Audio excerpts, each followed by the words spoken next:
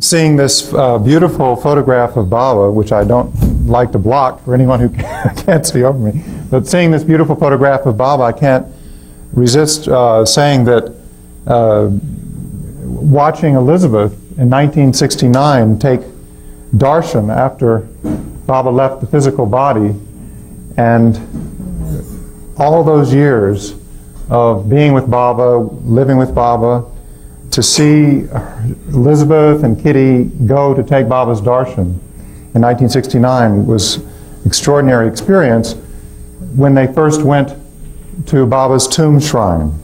And I remember watching closely because, of course, Elizabeth was my link to Baba, and it meant so much to be there at that time. But I also was a little concerned about how she might feel and what it would be like for her to go for the first time to Baba's tomb.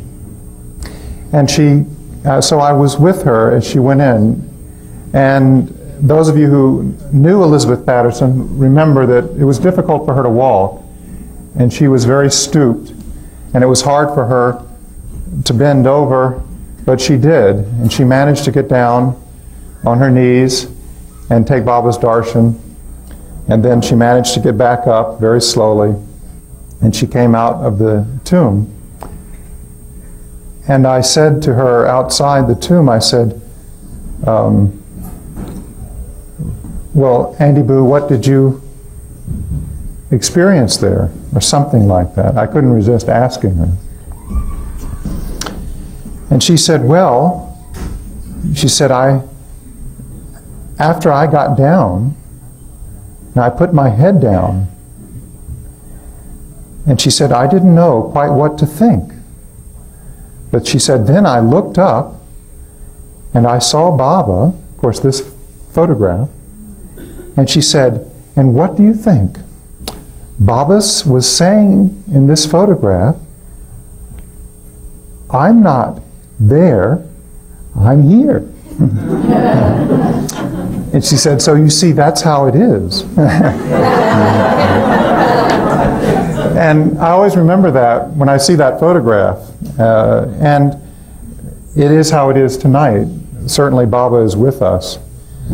And I'm so grateful to Baba, not only that he continues to be with us, but that he would gather us all together in his love. It's such a wonderful thing.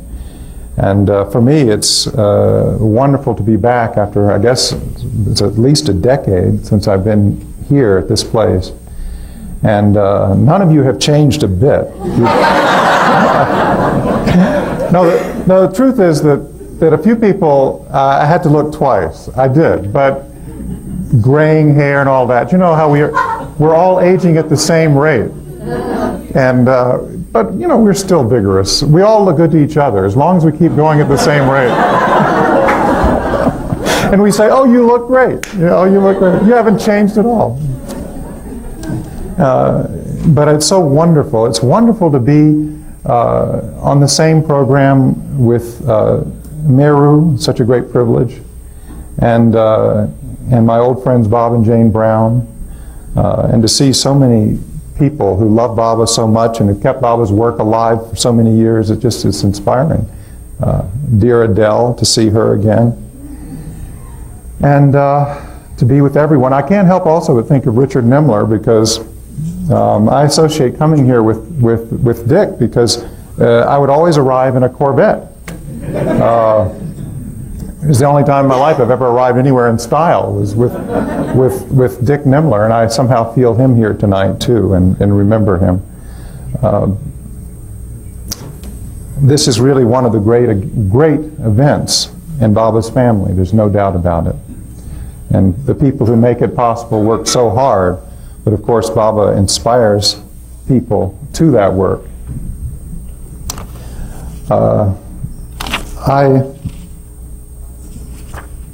In thinking about this, I thought of a theme to share with you. It's a very personal one, but then almost everything you talk about with Baba is very personal. And it has to do with Baba in our hearts, and Baba living in our hearts. And as I was thinking about it, one of my favorite passages from Scripture came to mind, from the New Testament. And you may remember this scene. It's at the Last Supper in the Gospel of John. And Jesus tells his disciples, according to John, he says, "Now I go my way to him that sent me. Nevertheless, I tell you the truth. It is expedient for you that I go away. For if I go not away, the Comforter will not come unto you. But if I depart, I will send him to you." And I thought of that because it seems to me that the miracle of the Christ, or the avatar, is precisely that. The miracle of the Christ is that he leaves in order to come.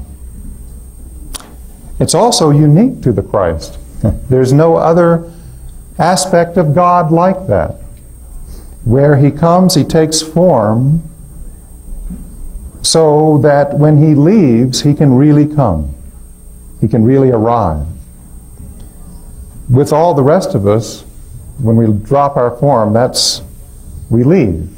And when we come again, we're starting again, a new life in a new way. But with him, when he drops his form, it's the beginning of his taking part in our lives. It's the beginning of his real presence with us.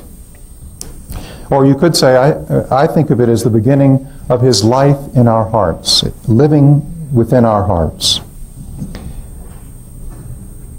Or it's as though he lives his entire life in the world in a form to prepare for living this life now, this new life with each of us. And I even feel that one could be stronger about it and say that everything that Baba did in his life, everything, was for that, was for this time. And if it isn't so, if he really isn't here, if he isn't living in our hearts, then he can't be the Christ, because that is what it means to be the Christ. At least that's how Baba seemed to be telling us about how it is to be the Christ. Now for me, as for everybody, this is a discovery that takes many years and is a long story. But the heart of the story for me begins when I was a child.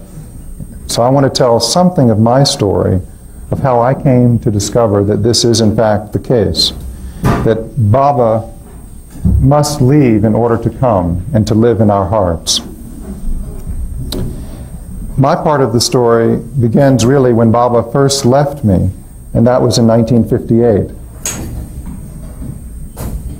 And it's as though when you fall in love with someone, the last thing you want to do is to see them leave. And the most painful notion is that they won't be there.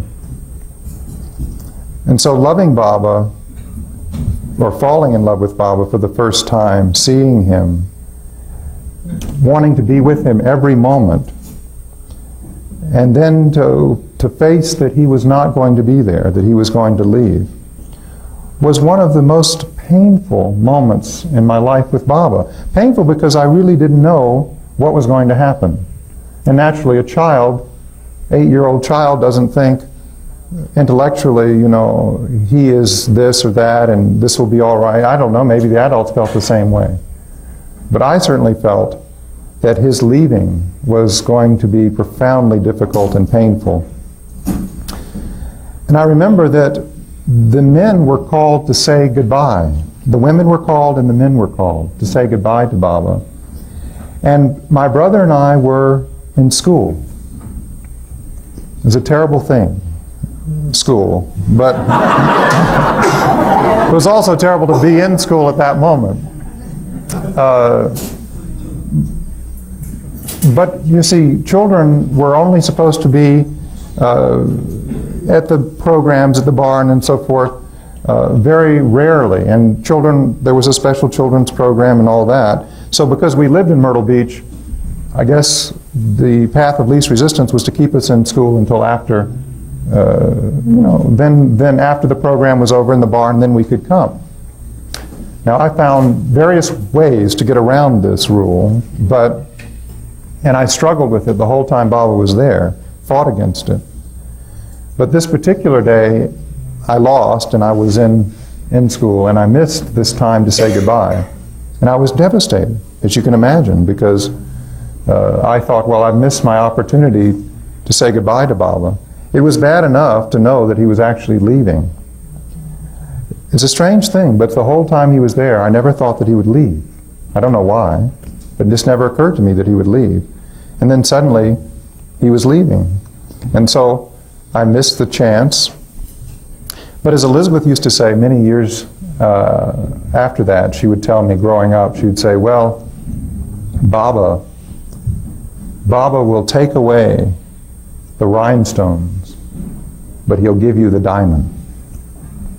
And it was the case. Baba took away that opportunity, but then he gave something even greater in its place. Because then Baba found out that my brother and I had missed saying goodbye with the other men, and he said that we should come separately for a special time to say goodbye. Which, of course, is much more wonderful, you know. I was very selfish about Baba as a child. I still am, but I haven't improved on that score much. But selfish in the sense that I didn't want to share Baba with all these other people. So it was good news to me. My brother, you know, I didn't really even want him there, but what could I do? So we went, and it was particularly sweet because my mother and sister had to wait outside in the car, you know, outside Baba's compound while we went in. It was wonderful. And so we got to go in by ourselves, and as I was walking in, I remember I began to suddenly realize that this was not so great after all, because I was saying goodbye to Baba. And I simply didn't know how to do it. I didn't know what to say. I didn't want to say it. And I began to feel very, very sad and upset, and I didn't want to go in the room.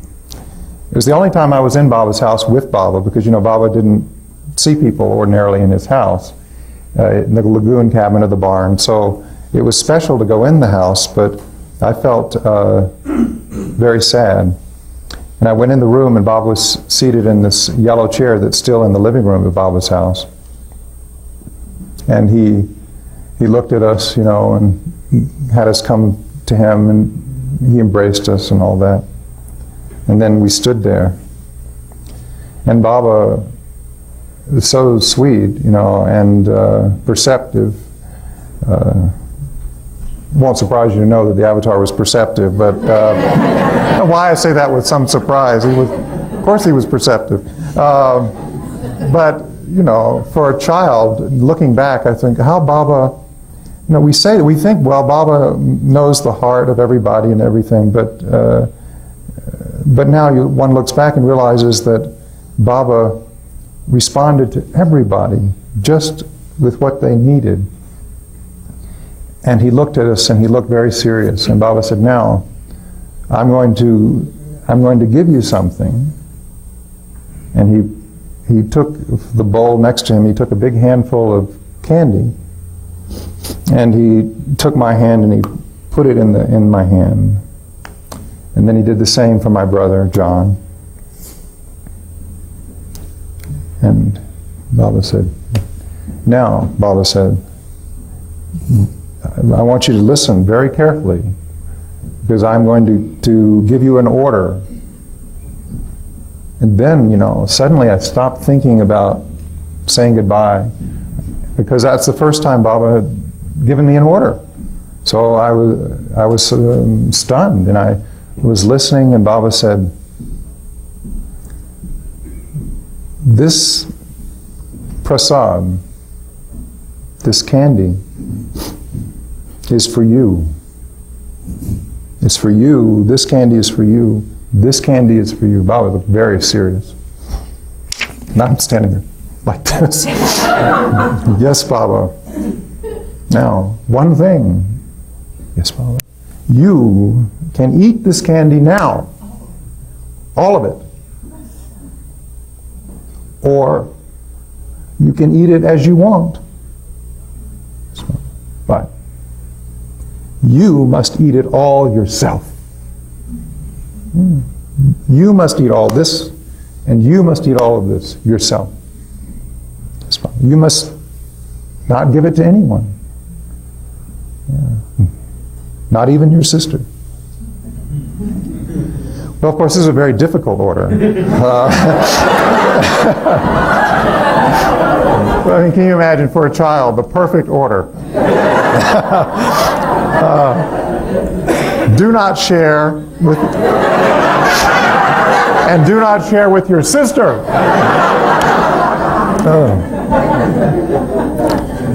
Oh, what a great order! The last great order he gave me, actually. They've all been tough after that, but that was easy.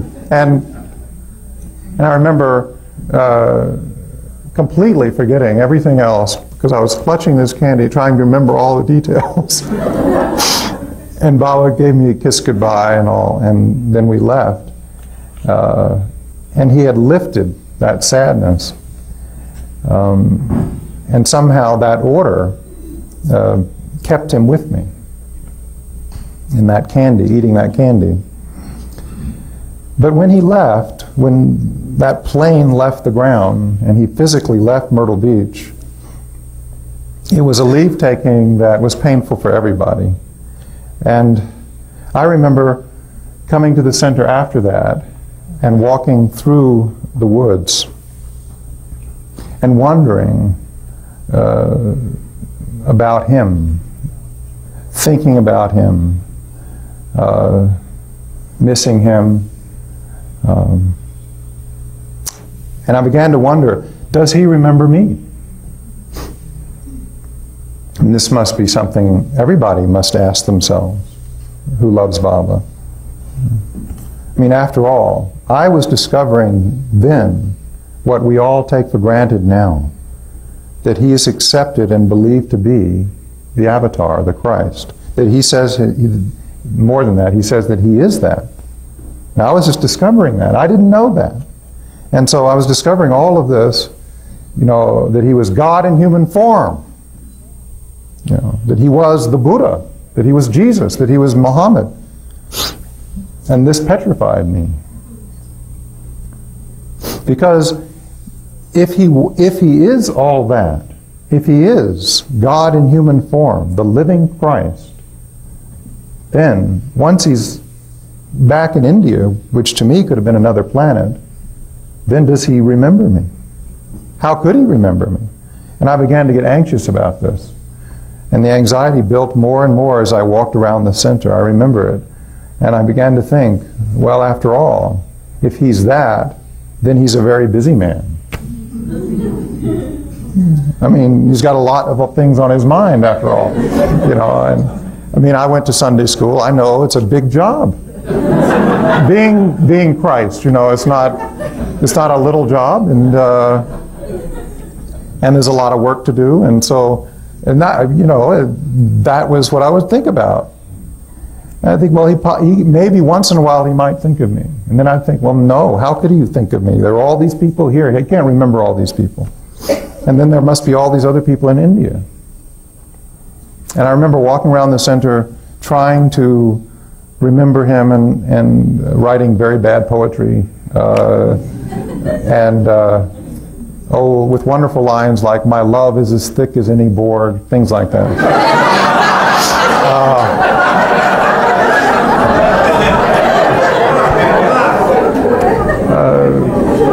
Was not John Milton, I can assure you. It was the best I could do in the state I was in. I actually have given up poetry after that. It was, and I reached the kind of height of despair. The thing is, I wouldn't tell anybody. You know, I wouldn't tell Annie Boo, Elizabeth, I wouldn't tell Kitty, wouldn't tell my mother. I wouldn't say. I'd be happy, you know, and because I was really embarrassed to be thinking such things. Why should he think of me when he has all this to do? And just as that reached its climax, this is, as you know Baba as well as I, it's typical of Baba, just as it was reaching the point where I really felt despair about it, a letter arrived from Mani to Elizabeth and Kitty. And Annie Boo called me to hear this letter. And then I went in her room, and she said, "Now, I want you to hear this part of the letter that Mani's written." And I said, "Mani is written?" "Yes, Mani is Baba's sister." And I had not met Mani, but already I felt I knew her because she was Baba's pen for us. We heard from Baba through her. And in this letter, Mani describes Baba having the film shown of the 1958 Sahavas in Myrtle Beach for the women Mandali, for Mera and all the women Mandali, you see, who weren't there. So Baba was showing to them the Sahavas. And in the letter, Mani said, and every time Charles's little white head would pop up in the film, Baba would lean forward and say, "That's Charles." Like, and Wendy too. "That's Wendy," like that. And as soon as she read me that, then I knew, that he hadn't forgotten me, that he did remember me. And I also began to realize that Baba knows your heart, and he will find a way to let you know he knows your heart. Nobody else will know why it's significant to you, but Baba knows, and he never lets the heart down. He always lets you know that he knows your deepest heart. And another letter came on top of that, a family letter, which included a beautiful message that for everyone, where Baba said, "The only place that can hold me is the heart. Keep me close with you. I am always there." And in those days, we could not write to India and say, "This is something, Baba, that we want your advice." There were strict rules, because Baba was working in seclusion. So unless it was an urgent matter of work, and I could never find anything quite in my life to rise to that level, so I could never really bring anything to Baba's attention. And Baba was pushing all of us to find him within ourselves. And if something did get through to Baba about some work that someone was doing that was important work, often, I remember, the message would come back and Baba would say something like, "Do your best. Do what you feel is best. And I will be there helping you." So Baba again was having us find that guidance within ourselves. So between 58 and 62, it was more and more a process for all, I think, those who had lived with him for many years and who now lived in the West, all who were used to for many years asking Baba everything, about jobs, about the center, about whatever. Now it was do your best. Do what you feel to be the best, and I will be there helping you. So I began to find Baba in myself. And I felt closer and closer to him. I felt as though there was a companionship, someone that would help me and would love me. And it wasn't until I got on the plane and arrived in India in 1962 at the East-West Gathering that I began to wonder, is that Baba that I've been living with in my heart, is that Baba, Baba? Now, again, I was 13, and it was a very difficult time in life, as it is for everybody who's 13. And I began to wonder, and perhaps this is the same thing everybody wonders with Baba at some point, or at several points. I know and feel Baba, but is that Baba? Now, it's one thing to wonder that. It's another thing to be going to see him and also be taking him and wondering whether they are the same and whether Baba would be Baba, if you want to say that.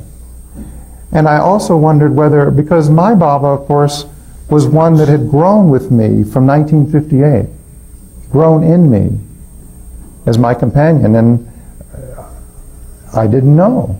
Maybe this was just in me. And so the first day when we went, and again, it was men and women went separately the first day to see Baba, and I was with the men in this line, and we were lined up all outside Guru Prasad. And I remember tremendous anxiety about this as we were getting closer and closer to the doors of the room where Baba sat. I remember thinking, what will I do? Can it really be Baba? Will I recognize him? Will we know each other? And I got through the door into the room. And as I stepped over the threshold into the big room in Guru Prasad where Baba sat, I couldn't see Baba because the people were lined up in front. But I suddenly saw Baba's hand, a gesture like this. And it was very expressive, so just his hand was in the air. And as soon as I saw Baba's hand, I knew that was Baba. Well, I mean, of course it was Baba. I didn't think they were misleading me that Meher Baba was not in the room. But it was Baba, and my Baba. It was different, I mean, you know what I mean. We have Baba in ourselves, and it's our Baba. Yeah, there's Baba out here, and there's your Baba and your Baba, but there's my Baba. And that's a very unique and different matter than just Baba. And it was him. And I don't know why that gesture made me know that, but I was completely assured. And then I went in the room, and of course, everything from then was as though it were the day after he left in 1958. It was just the same.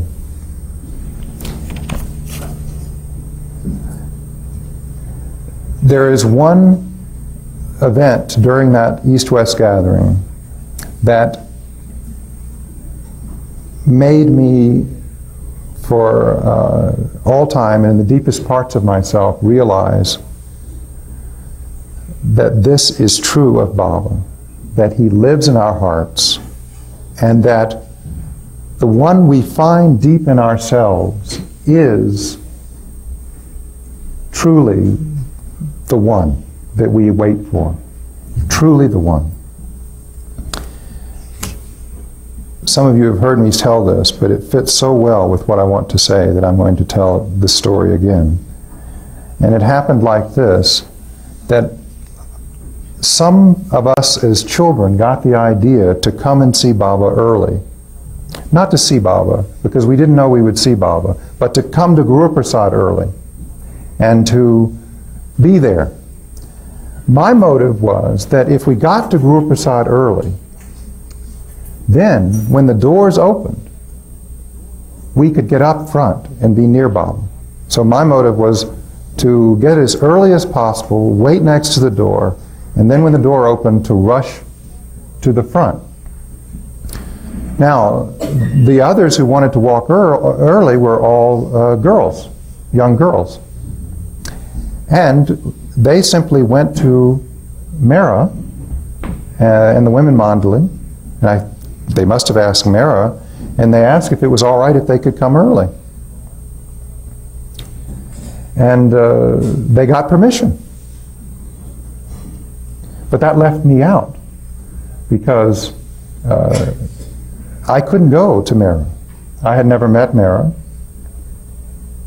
And of course, I couldn't go to see Mehra, being a boy.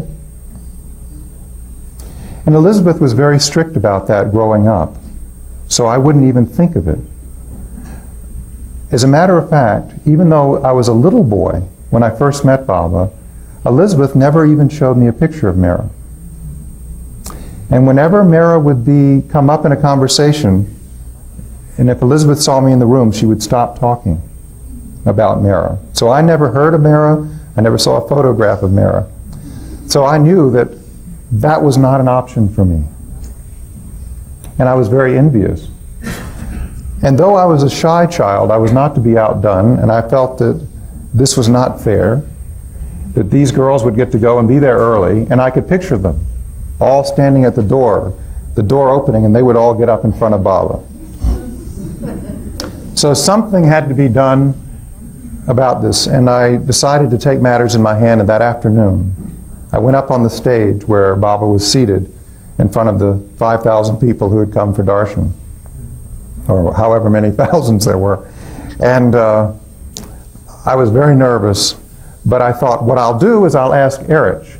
After all, if they can go to Mehra, then maybe I can go to Erich. A reasonable assumption. So I waited until Baba was giving out his love, and he was very tired and all, but he was giving out so much love. He was so beautiful. Unless I had seen it, I would never have believed, but you could almost see that love flowing out of him. It was almost material, physical. And each person would come, and Baba would touch them, and they would touch Baba's knees, and Baba would caress them, and they would go on, and then the next person. For hours and hours, Baba gave out so much love like this, for hours. It was really so wonderful to sit there and watch Baba pour his love out. But at one point, Baba went like this and stopped the women on one side, the men on the other, and stopped the lines. And I saw my opportunity, because then Erich wasn't so busy, and he was just standing in the back behind Baba. And I walked up to Erich and I said, Erich, can I have permission? I want to walk early in the morning. I want to come to Guru Prasad before the bus. And Erich looked at me and said, yeah, what can I do? You know.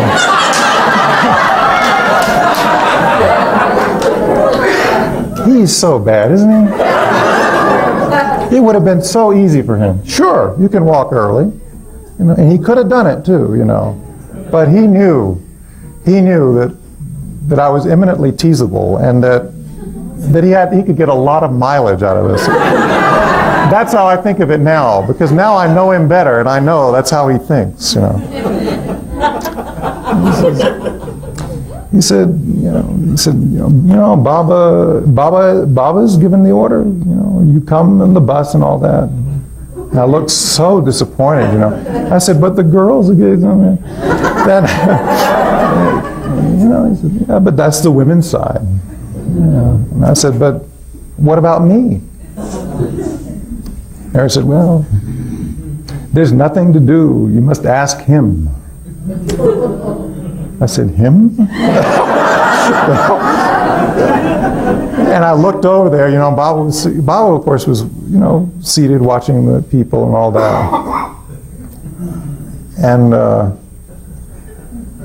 I said, you can't ask him, Eric. And Eric said, yeah, come on, why, you know, come on, you know, you can do it, you know. And so he takes me over in front of Baba to the side of Baba's chair. And by this time now I'm just like this. Not because I'm afraid of Baba. I was natural with Baba. I mean, Baba was the last one to fear, but because I was embarrassed and nervous, self-conscious. I mean, in front of all these thousands of people, you know, to be asking this trivial question, you know. And, you know, and Baba's giving darshan to people. And he has thousands of people waiting in line and all that to take up his time with this. And I thought, well, what will Baba think of me? But Erich urged me, you know, so I didn't have any choice. I got up next to Baba. And I looked out and I saw all these people staring at me. And I could imagine what they were thinking, you know, what does he want? And then I tried to ask Baba the question, and I had such a difficult time getting it out. I kind of stuttered, you know, something about, oh, Baba, I wanted to walk early. And Erich, meanwhile, is helping me out in Gujarati, you know. Yeah, I don't know what he was saying, but apparently making my English clear to Baba because I was not clear about what I was asking Baba.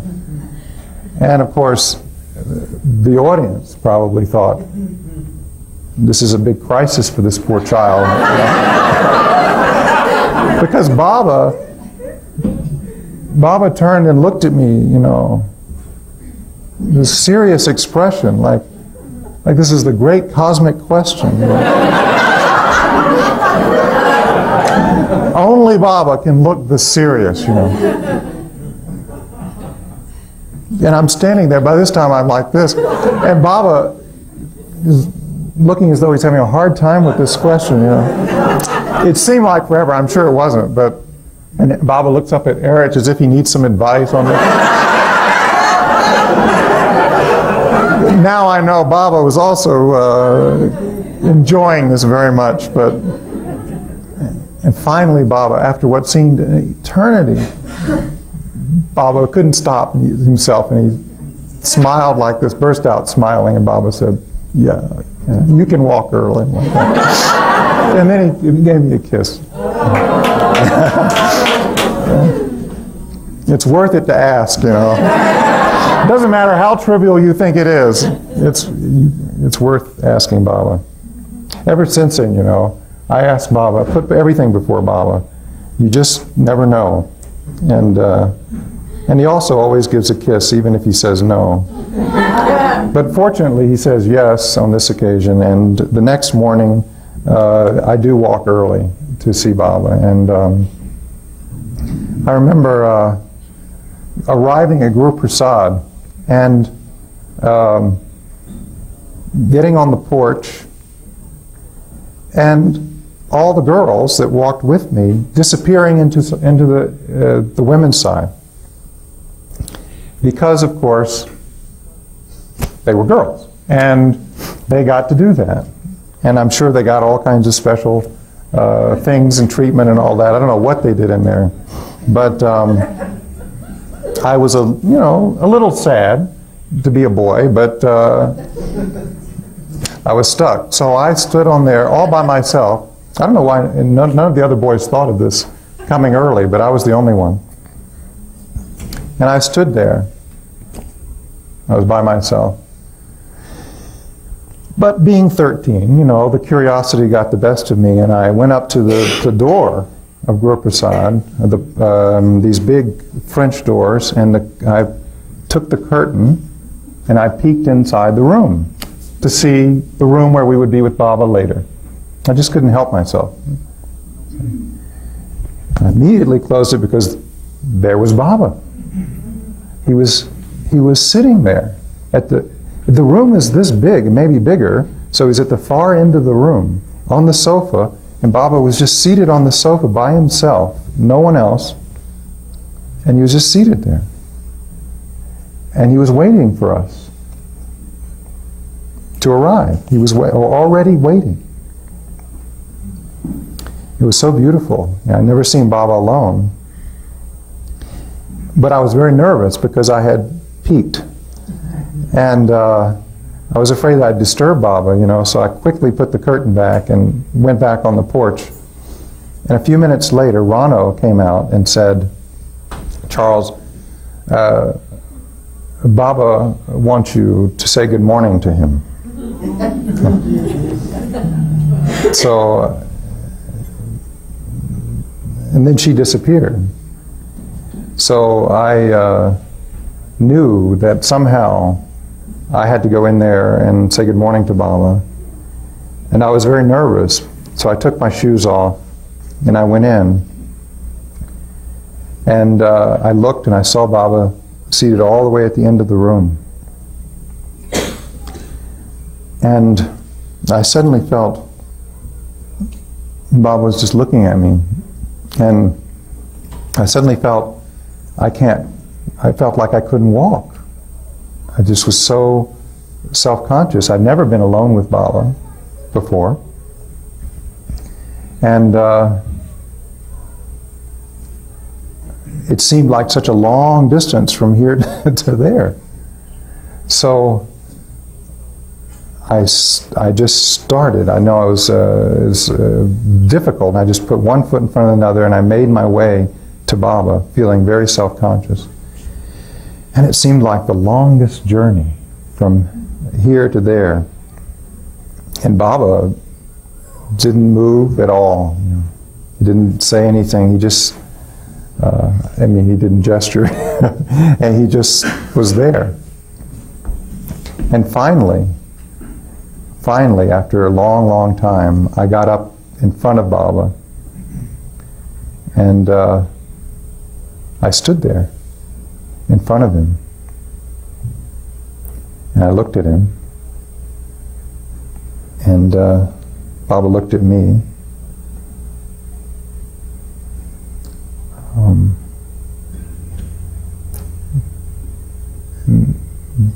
Baba opened his hands like that. So I gave Baba a kiss. And then I stood there. And I looked at Baba. And then I remembered why I was there. And I tried to say, good morning, Baba. I don't remember any sound coming out, so I don't know whether I actually got the words out, because I was so nervous, but I tried to say, good morning, Baba. Baba just smiled at me, looked at me.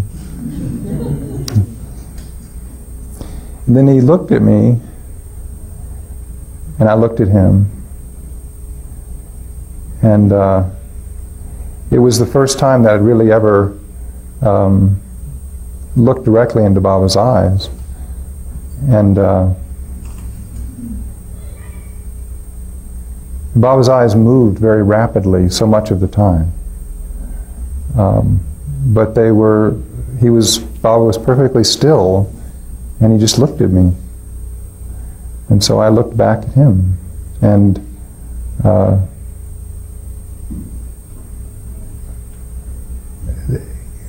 at that moment, I've never been able to say exactly what, but all I can say is I knew that, I don't know what I knew either. It's not that I had thoughts, but I knew. Later, it's something like Baba is Baba.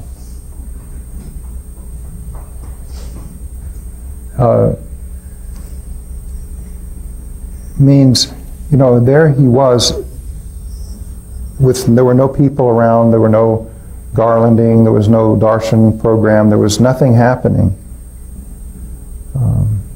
And Baba didn't say a thing. Of course, there was no interpreter. I had never been in Baba's presence where there wasn't someone to interpret. And I couldn't speak. And Baba wasn't going to break a silence for me at that moment. There we were. And the feeling I had, or the only way I can describe the feeling is, he is complete. He needs nothing. He is everything in himself.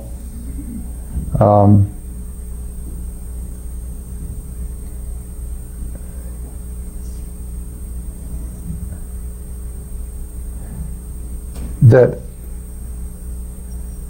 putting aside all the titles,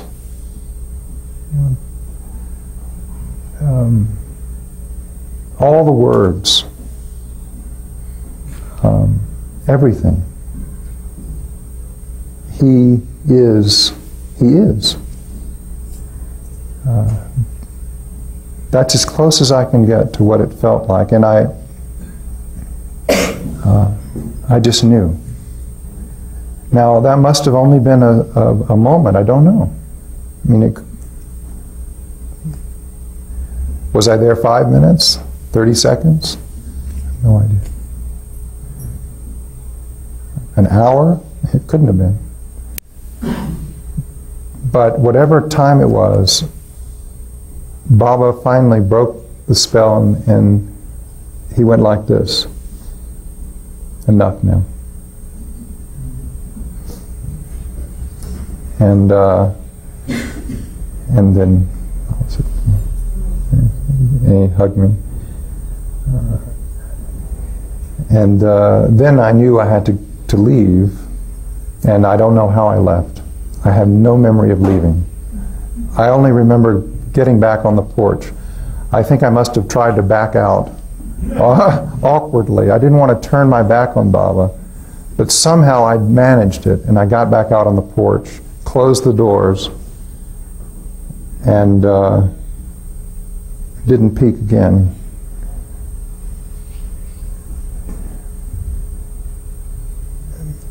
And I tell that because Baba